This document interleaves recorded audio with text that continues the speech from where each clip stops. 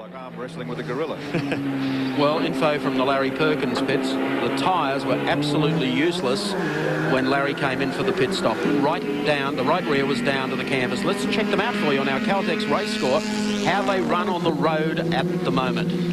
No doubt about who's leading this race. Jimmy Richards and Mark Skaife. This was at the completion of lap 30, putting Neil Crompton and Anders Olofsson up into the second spot. Johnson and Bow run third, and the Shell Sierra fourth is Percy and Grice in the HRT Commodore, and fifth is Perkins and Harrington in the T-Mart Commodore. Sixth spot, Gibson Onslow in the GIO Nissan GTR. Seventh, number 25. Keep an eye on that one today. Tony Longhurst and Venezuela's Johnny Chicotto. Eighth is 30, Glenn Seaton and Alan Jones still to drive today. 9th, 15, Mazzara and Jones. And rounding out the 10, Wayne Park and, of course, David Parsons. Don't go away. We'll be back in a moment. Great race across the 7 network. No change in position. Number 1, Jim Richards continues to lead in the Nissan GTR, the four-wheel drive express, coming to the top of Mount Panorama. Still leading from John Bow in car number 17. Let's have a look at something that happened a moment ago with John Bow. A little tap up there. Move over, Rover. And that was heading down Conrod Straight. But Bow still in second spot. Third, of course, is Neil Crompton in the Nissan, followed by Alan Grice, and then Tony Longhurst in car number 25. Glenn Seaton and Thomas Mazzara. And coming for the pit stop now is Glenn Seaton. Got the clocks running on this. The return of the Falcon V8 to Bathurst. Looks like Glenn is going to stay in the V8 and not hand over to Alan Jones for this leg. Full wet weather tyres going on to the Falcon. Yes, and during the break, the Mark Gibbs Rowan Onslow, this GTR came in and went from intermediates to full wets as well. Glenn having a chat. That'll do. That'll do, he says. He's happy with it. And he's just out in 30 seconds. That's a nice, that was a good stop. Excellent stop for Glenn Seaton. He stays in the V8 Falcon. Wayne Gardner coming in behind him. Oh, no, it was the Planet machine. More cars in pit lane than there are on pit straight. And of course, the positive angle of this, even though it benefits the turbo cars, there's Wayne Gardner returning into the pits. Strathfield Car Radio's Commodore is sharing with Graham Moore. Got the back door open. They're going to take a passenger. Number 30, Glenn Seaton, rejoins the great race in 10th spot. Wayne sits in the car. Doesn't look too happy.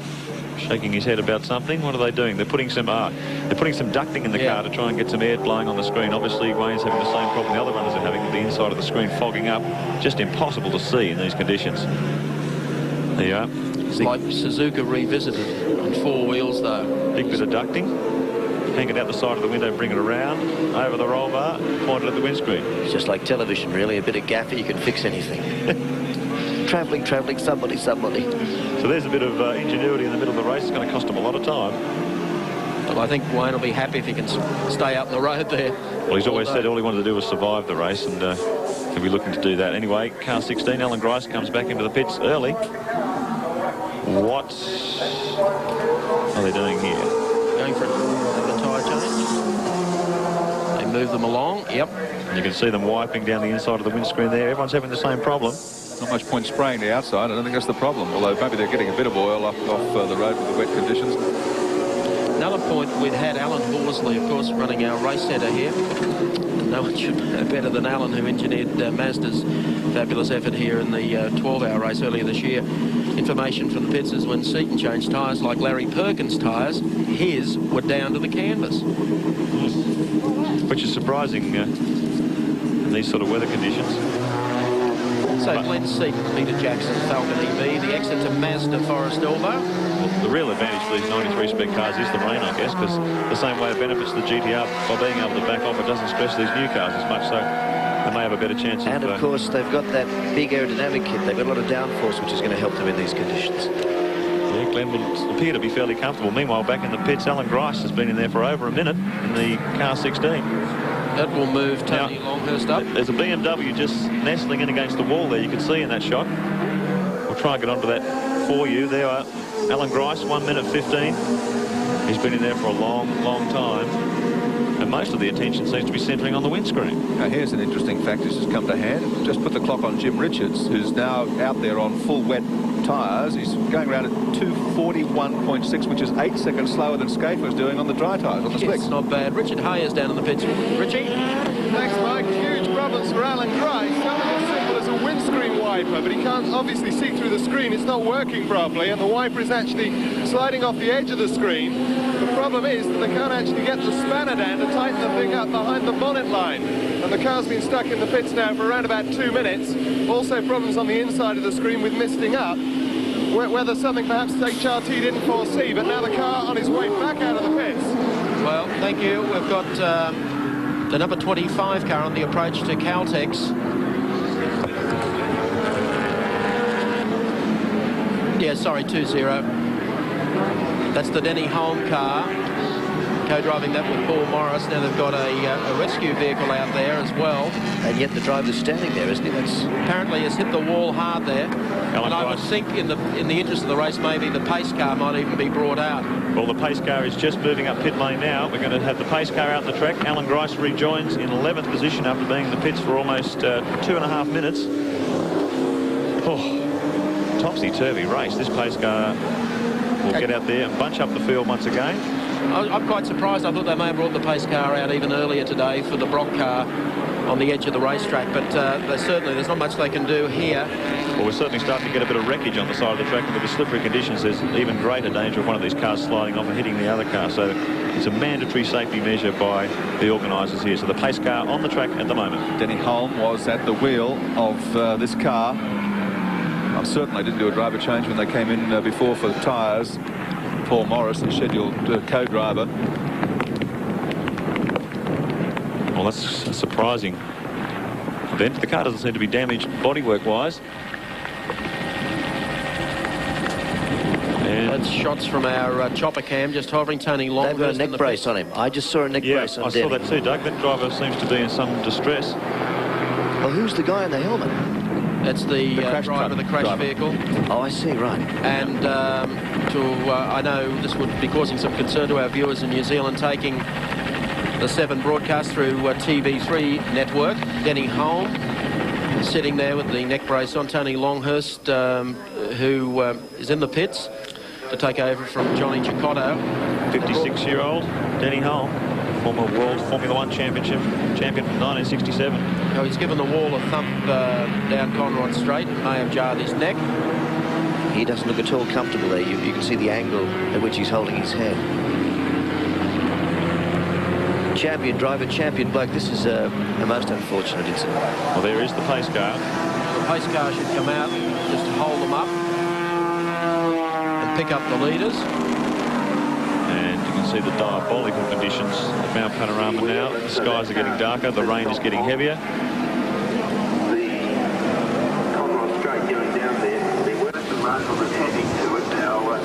Maybe there's the white flag, signalling official vehicle on the circuit. Well, that was an awful piece of news.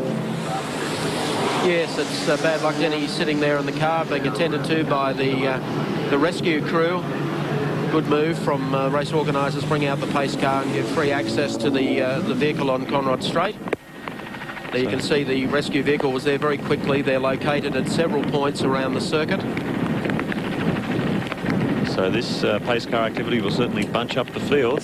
Just what the positions will be, we won't know because there's been so many tyre changes in a very short period of time, but we will have that for you as soon as we can. We're on lap 37 of the race with the pace car out. Here comes the ambulance now around to this crash site with the 20 Benson and Hedges car in the wall. We checked the Caltex race score. Richards and Scaife continue to lead the field in the number 1 Nissan ahead of Dick Johnson's Shell Sierra car 17. Then the second of the Nissan's car 2, Neil Crompton now at the wheel there.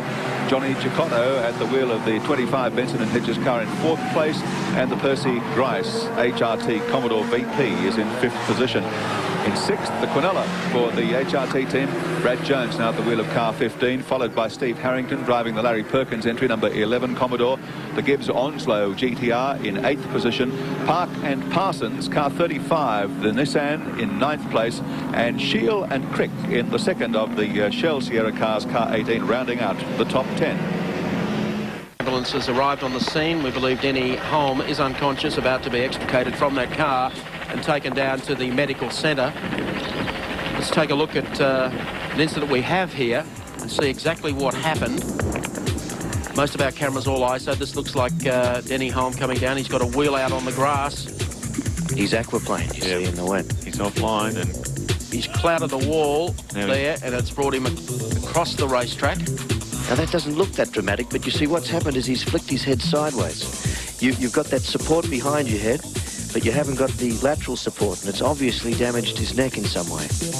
And there is Denny pulling the car up. So he must have been conscious at that time. yes, he was, obviously, to put the brakes on, and the ambulance officers on the circuit, pace car still out there, and he was in 14th position with this incident. They'll take the opportunity now that they have Denny out of the car. He'll be heading to the medical centre, and it is very well manned here at Mount Panorama. Tony Longhurst, what a worrying time for Tony. He's had Johnny Cicotto out in his car. He's ready to take over his second car now. He's seen out of it, and Frank Gardner, I would say, would be using a wise head just to calm him down. So meanwhile, the Nissan pace car brings the field around. It looked very much like the front left tyre may have been gone on Denny Hume's car. In that replay, it looked very much like he might have lost the front left tyre, which would have caused him to move over to the wall like that.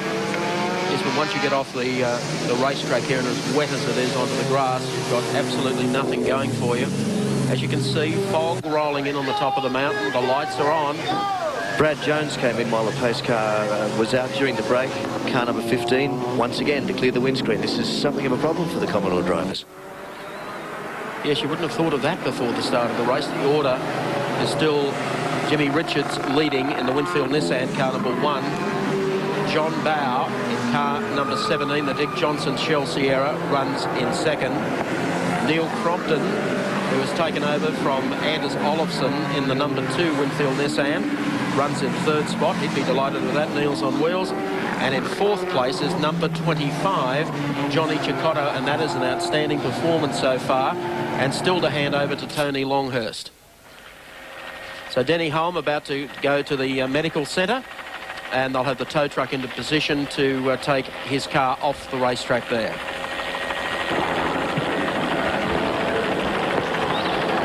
Well, the way conditions are changing, as Mike said, a remarkable performance from Johnny Cicotto, Tony Longhurst, car 25 currently in 4th position. Now with the pace car lap, of course, it'll bunch the field up, and we have a new race all over again. It's continuing the top 10. Car 15, the Mazzara Jones Commodore, is in 6th. Larry Perkins hanging on to 7th position. Car 4, the Gibbs Onslow GIO GTR in 8th. Parsons and Park and the other Peter Jackson Sierra in 9th. And rounding out the top 10, car 18, the second of the Shell Sierras. I think field filing past the scene here at this accident involving Denny Holm, and all of the competitors as they file past will be concerned, because he's been around a long time and he's been a great friend and advisor to a lot of the drivers here at Mount Panorama.